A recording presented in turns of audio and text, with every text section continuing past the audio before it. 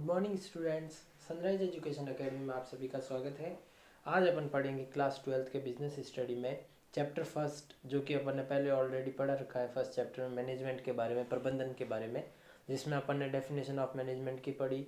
उसके बाद में features and characteristics of management पढ़ा। अब अपना तीसरा टॉपिक है मैनेजरियल रोल। ठीक है, तो चलिए शुरू करते हैं यहाँ से अपन।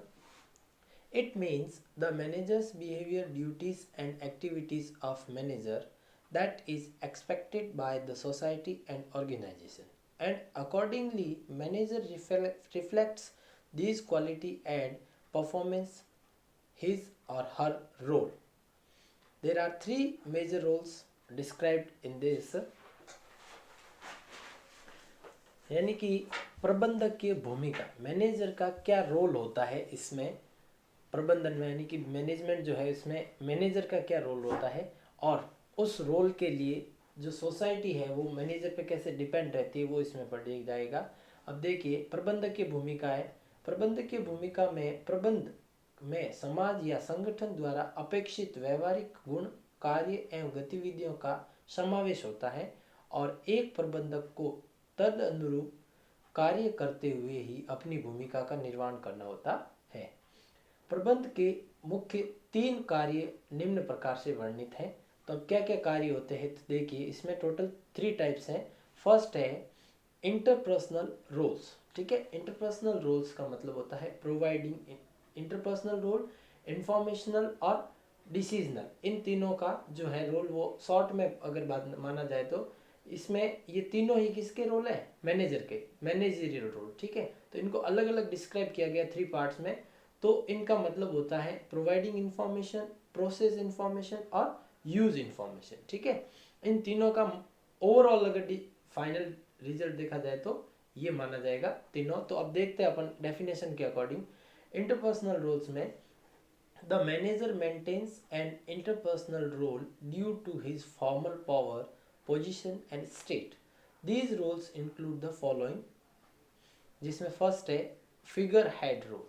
ठीक है, तो इंटरपर्सनल रोल को हिंदी में कहते हैं अंतर व्यक्तिय भूमिका। एक प्रबंधक को उसकी औपचारिक शक्ति, स्थिति और स्तर के अनुरूप रहते अंत व्यक्तिय भूमिका का निर्वहन करना चाहिए, जो कि निम्न प्रकार है। यानी कि जो मैनेजर है उसकी जो पोस्ट है उसके अकॉर्डिंग उसको काम करना चाहिए, और उसकी पोस्ट के अकॉर्डिंग क्या क्या काम आता है उसको वो कैसे कंप्लीट करता है या लोगों से कैसे कंप्लीट करवाता है, वो इसके अंदर पढ़ेंगे। तो फर्स्ट है figure head role. In this role, being the head और president of the organisation, managers activities and preside over the functions. प्रबंध के रूप में भूमिका, इस भूमिका में संस्था का अध्यक्ष या मुखिया होते हुए संस्था के कार्यों या क्रियाकलापों को संचालित करना चाहिए। यानी कि जो ऑर्गेनाइजेशन में जो वर्क हो रहे हैं उन सभी को देखना चाहिए, और उसके वर्क कैसे हो रहे हैं उन सब का नॉलेज में ध्यान रखना चाहिए। ठीक है, तो वो कौन सारी एक्टिविटीज जो है वो कौन चलाएगा, मैनेजर चलाएगा। सेकंड है लीडर। लीडर का मतलब होता है नेता।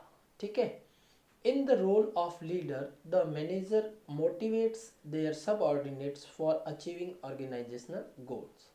यानी कि जो लीडर होता है, इस रोल के अकॉर्डिंग जो लीडर, जो मैनेजर है, वो क्या करता है, उसके अंडर में जो सबऑर्डिनेट्स बनाए गए अलग अलग हेड वाइज, उन सबको मोटिवेट करता है, ताकि वो इजीली जो ऑर्गेनाइजेशन का गोल है, जिस चीज़ के लिए वो वर्क कर रहे हैं और उसका जो एम है वहाँ तक पहुँचने के लिए उनको, उस मैनेजर को क्या करना होता है, सबऑर्डिनेट्स को मोटिवेट करना होता है। ठीक है, नेता या अग्रक के रूप में संस्था के लक्ष्य प्राप्त करने के लिए प्रबंधक को अपने अधीनस्थों से प्रोत्साहित करना चाहिए। ठीक है, तीसरा है liaison officer. The manager also place the role of liaison person between their organisation and external parties and various departments and organisation units. यानी संपर्क धारिक, संस्था के विभिन्न विभागों, इकाइयों, उनमें कार्य करने वाले कर्मचारियों के बीच तथा संस्था और अन्य बाहरी संस्थाओं के बीच उचित समन्वय एवं संबंध बनाए रखने के लिए भी प्रबंधन से संपर्क अधिकारी की भूमिका के निर्वहन करने की भी अपेक्षा होती है।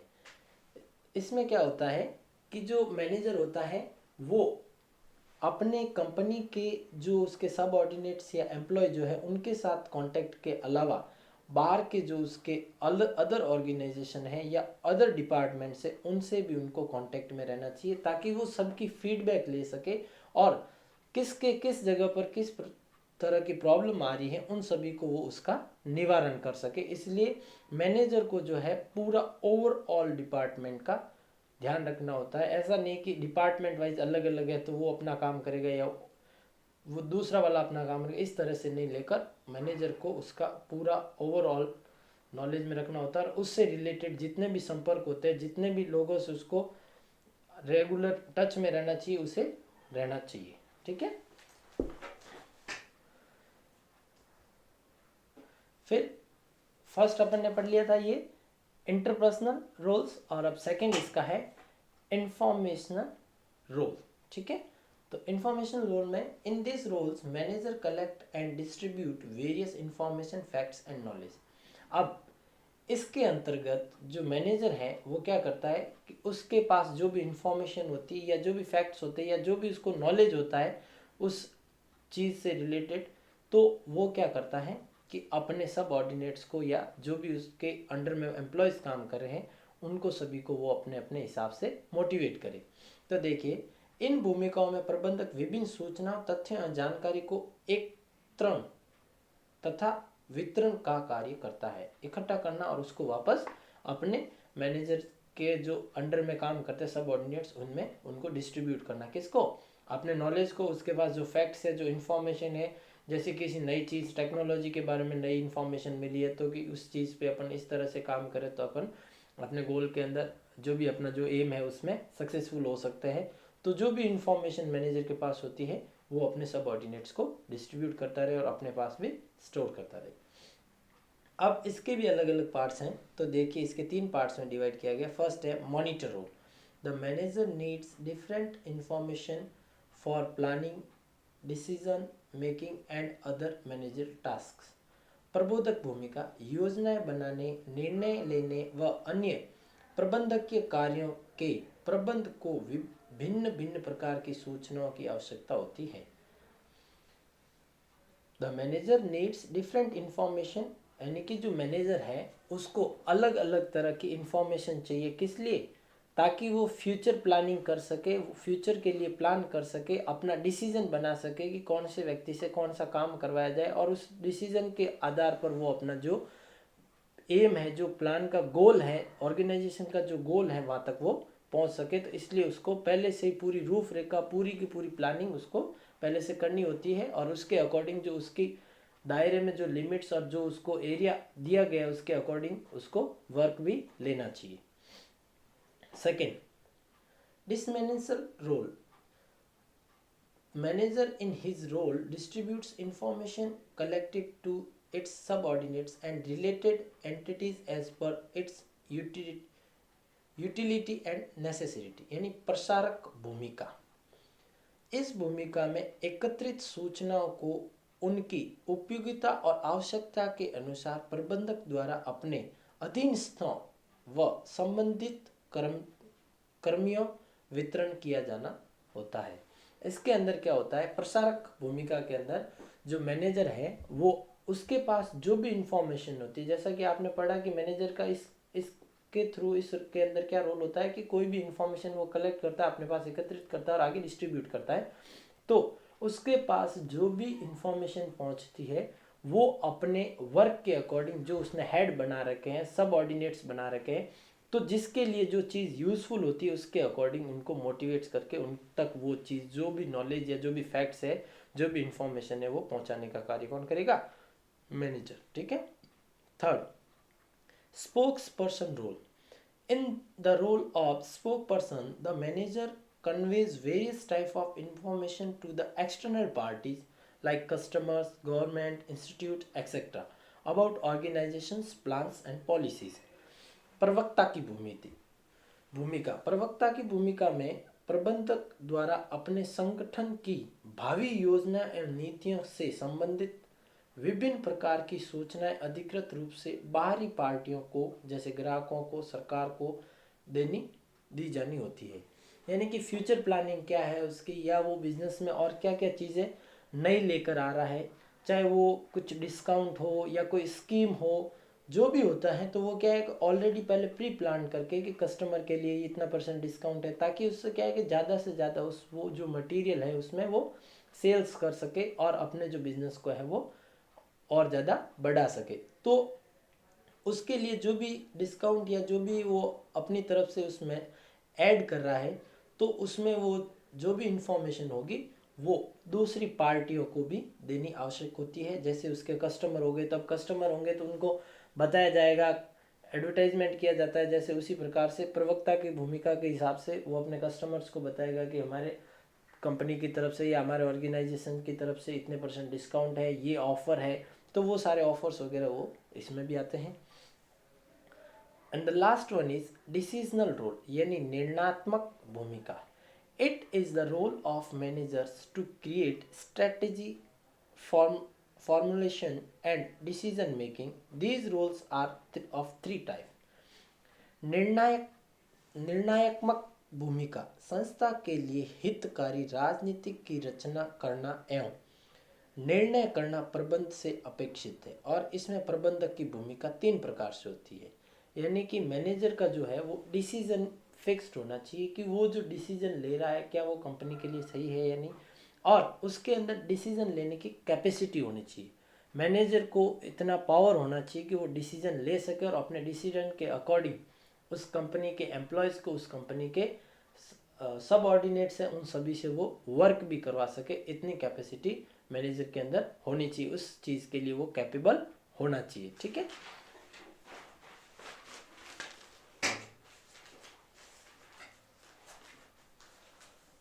अब देखिए इसको 4 भागों में बांटा गया है। फर्स्ट है entrepreneur. The manager identifies different possibilities, opportunities and dangerous for his organization and implements their corresponding changes and then reforms. संस्था के लिए विभिन्न संभावनाओं, अवसरों के साथ साथ खतरों या जोखिमों को ध्यान में रखते हुए उनमें वांछित परिवर्तन करके पुनः गठित करने के पश्चात उन्हें लागू करना प्रबंधक का दायित्व होता है।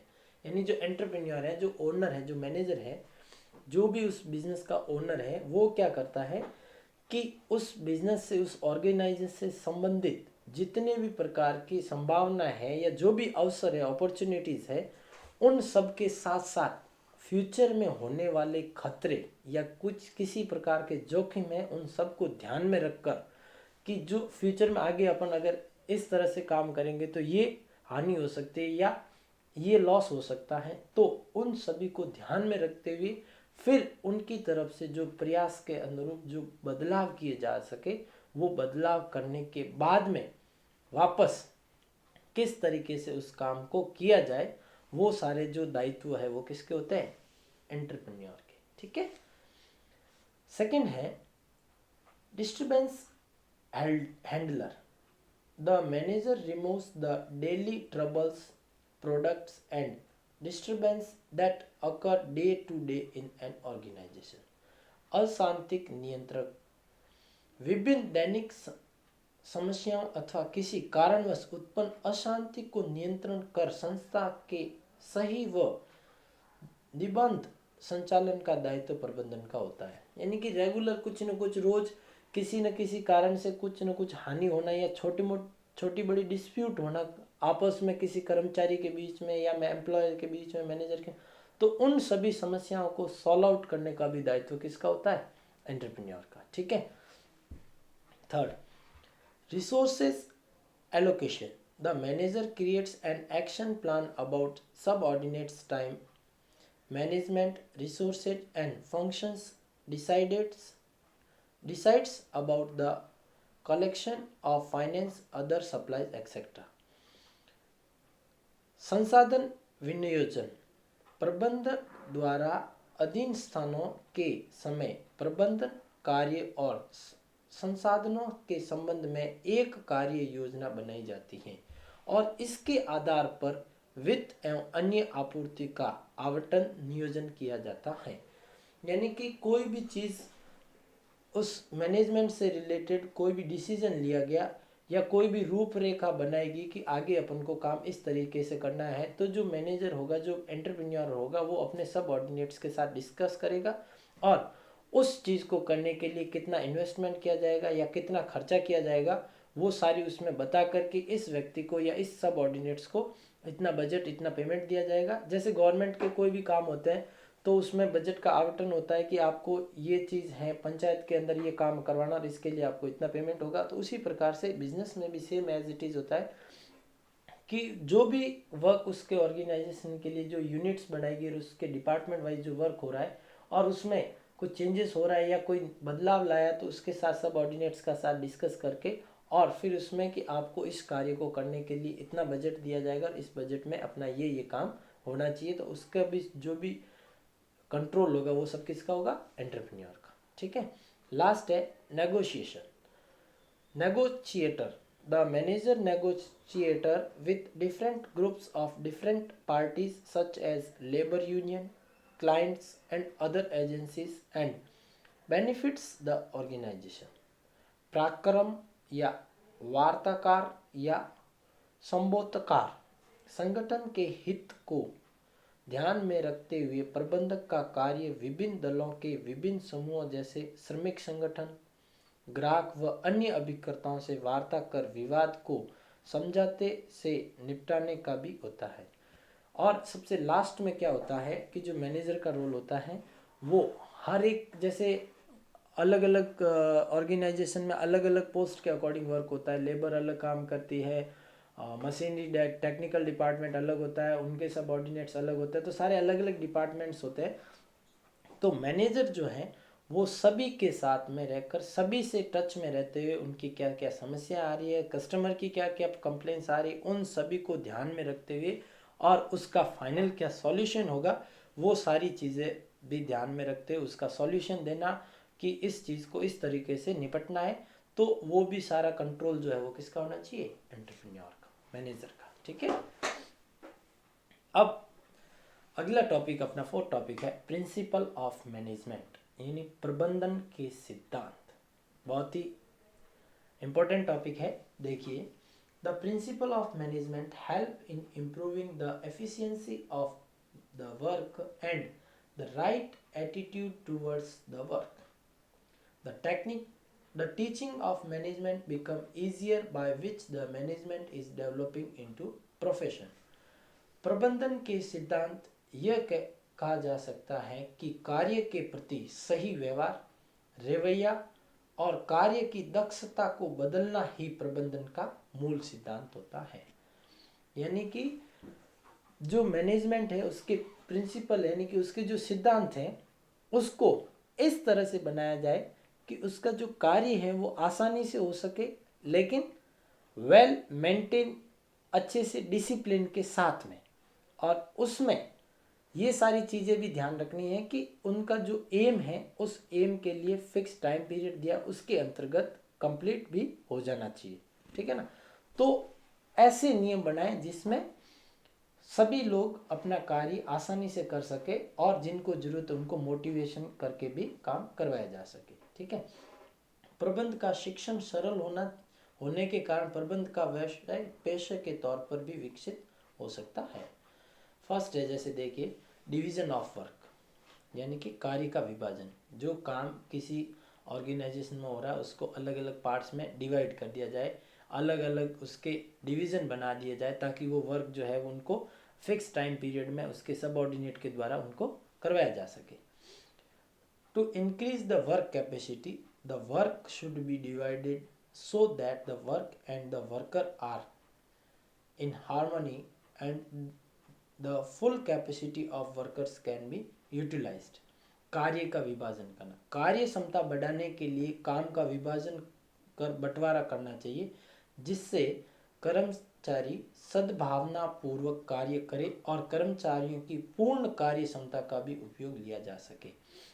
यानी कि आप किसी ऑर्गेनाइजेशन में एम्प्लॉयर वर्कर सब फुल है, लेकिन अगर उसमें कार्य को बांटा नहीं गया है तो एक तरह से वो कार्य जो है वो एक भगदड़ के रूप में होगा, जिसमें क्या काम भी नहीं होगा और वर्कर का भी यूटिलाइजेशन नहीं होगा। तो काम को डिवाइड करने से क्या है कि उसमें वर्कर का यूटिलाइजेशन भी हो जाता है, उसको फिक्स टारगेट, उसके सबऑर्डिनेट को फिक्स टारगेट रहता है कि आज का कार्य यहाँ तक पहुँचने पर ही आगे का कार्य जो है प्रोसेस हो पाएगा, अदरवाइज पूरी जो चेन है, पूरा जो सर्कल है उसका अलग अलग हेड वाइज वो सारा रुक जाएगा। तो इससे क्या है कि वर्कर का जो यूटिलाइजेशन है वर्क का वो भी साथ में लिया जा सके और कार्य को भी और ज़्यादा कैपेसिटी से किया जा सके, यानी कि उसमें और भी बढ़ोतरी भी की जा सके, इसलिए विभाजन करना भी आवश्यक है। सेकेंड, अथॉरिटीज एंड रेस्पॉन्सिबिलिटीज, यानी अधिकार एवं दायित्व। Authorities and responsibility are related to each other, ये दोनों से परस्पर एक दूसरे से संबंधित है।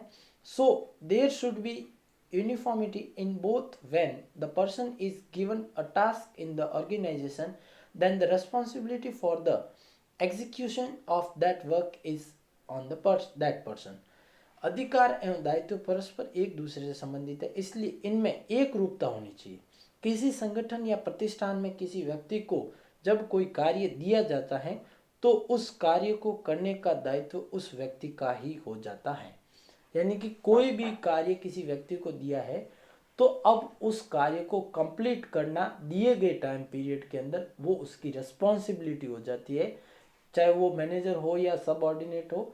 तो जो भी कार्य जैसे डिवाइड किया गया है उसमें उसको जवाबदारी दीजिए कि ये कार्य आपका है और इसको आपको दायित्व के साथ में कंप्लीट करना है जो आपको टाइम पीरियड दिया गया है उस टाइम पीरियड के अंदर। ठीक है, तो इसमें क्या है कि जो कार्य है वो पूरा का पूरा व्यक्ति जो भी कर रहा है उस कार्य को पूरी जिम्मेदारी के साथ, पूरे दायित्व के साथ में करेगा। ठीक है, देन थर्ड पॉइंट, डिसिप्लिन।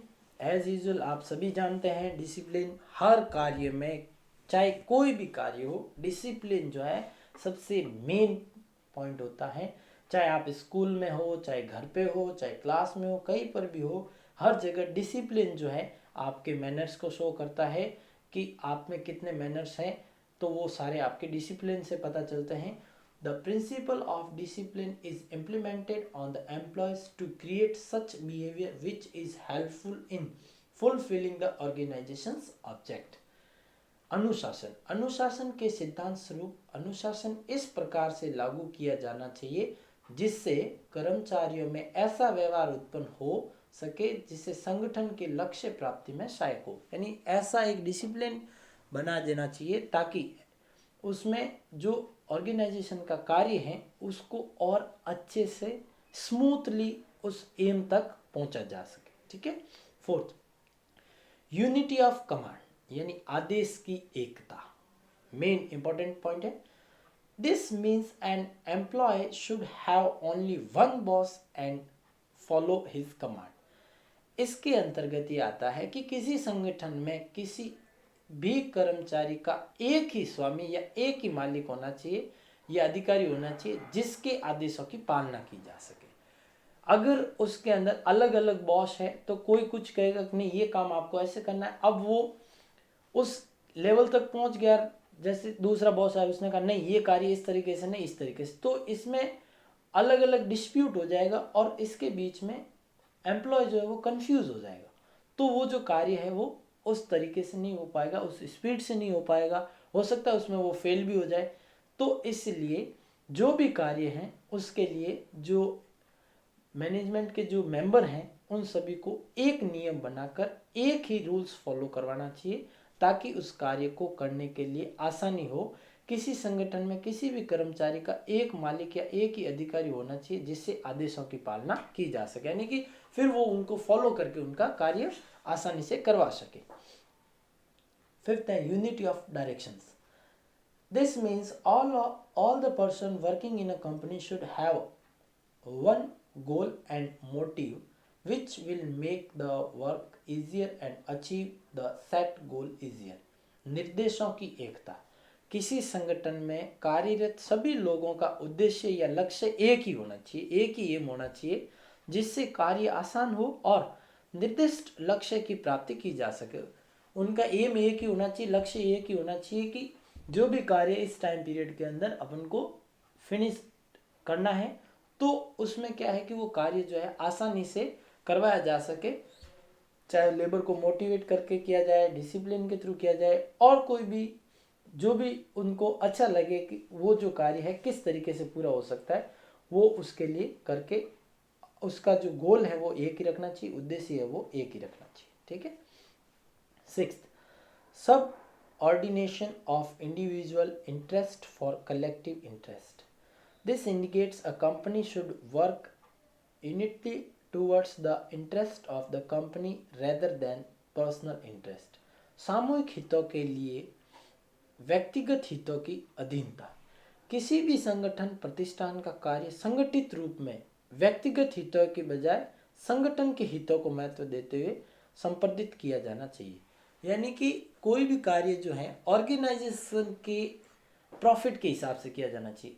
ऐसा नहीं है कि कोई एम्प्लॉय कार्य कर रहा है या कोई मैनेजर कार्य कर रहा है सबऑर्डिनेट, कि उससे उसका क्या फ़ायदा हो रहा है, वो चीज़ वहाँ नहीं होनी चाहिए। उसमें पूरे समूह का, पूरे संगठन का क्या प्रॉफिट हो रहा है उसको देखते हुए वो कार्य होना चाहिए, ताकि वो कार्य जो है अच्छे से हो सके और इसमें ओवरऑल प्रॉफिट लिया जा सके। 7th, employees remuneration. Employees are rewarded for their performance in their work. Example, wages and salary.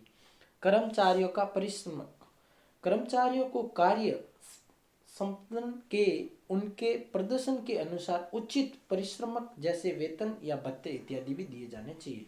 जो भी एम्प्लॉय काम करेगा तो उसके बदले में उसको वेजेस या सैलरी भी पेड होगी, और जिस तरीके का उसका काम है उसके अकॉर्डिंग उसको मनी के हिसाब से डिवाइड करके उसको पेमेंट भी हो जानी चाहिए, ताकि वो और बेस्ट करने की करे। क्योंकि आज की जनरेशन के हिसाब से एक ये नियम है कि बिना पैसे के कोई भी काम नहीं करवाया जा सकता। तो जो जैसा काम है उसके अकॉर्डिंग उनकी सैलरी डिवाइड हो जाती है और उसके अकॉर्डिंग वो कार्य करने लग जाते हैं। तो उसके बदले में वो उन एक्सचेंज ऑफ मनी आपको सर्विसेज प्रोवाइड करवा देते हैं। ठीक है। 8th, centralization.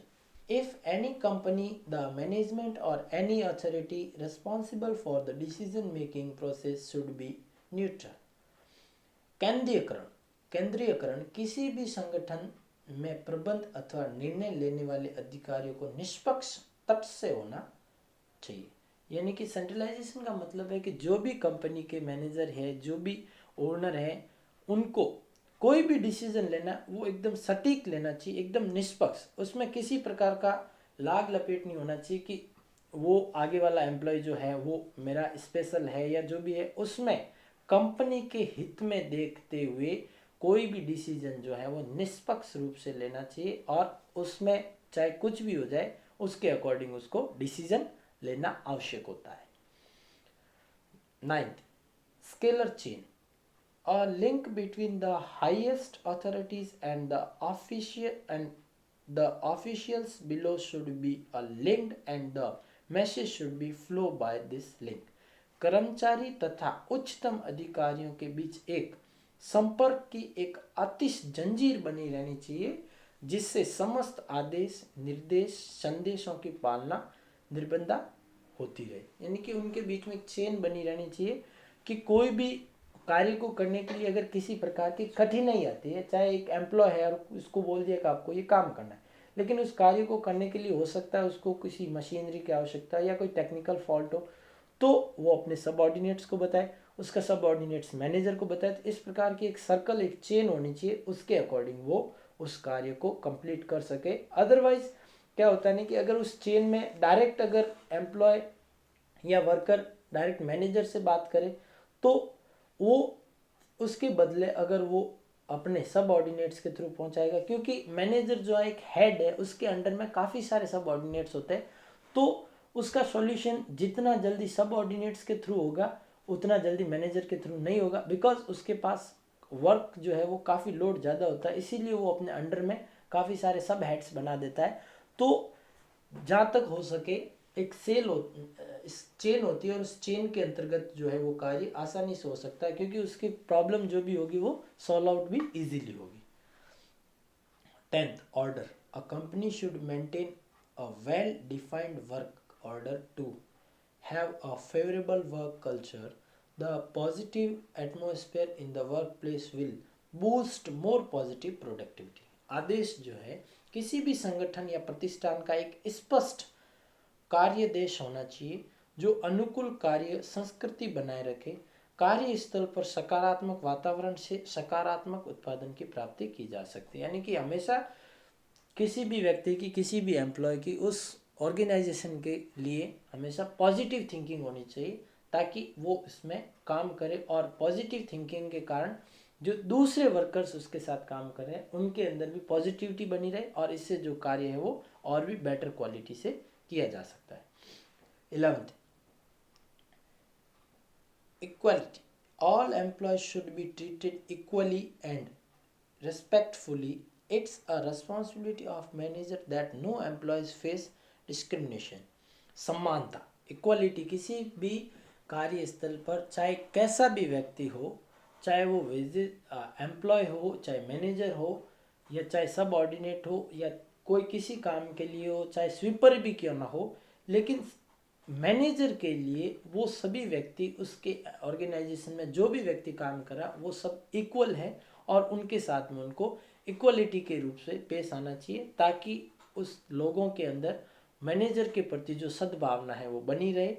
किसी भी संगठन प्रतिष्ठान में समस्त कर्मचारी से आदरपूर्वक एवं सम्मान व्यवहार किया जाना चाहिए। प्रबंधक का दायित्व है कि कोई भी कर्मचारी किसी भी तरह के भेदभाव का शिकार ना हो, कोई भी किसी भी तरह का उसके अंदर भेदभाव नहीं होना चाहिए और वो जो है उसके अंदर अंतर्गत रहते हुए पूरा काम अपना करवा सके।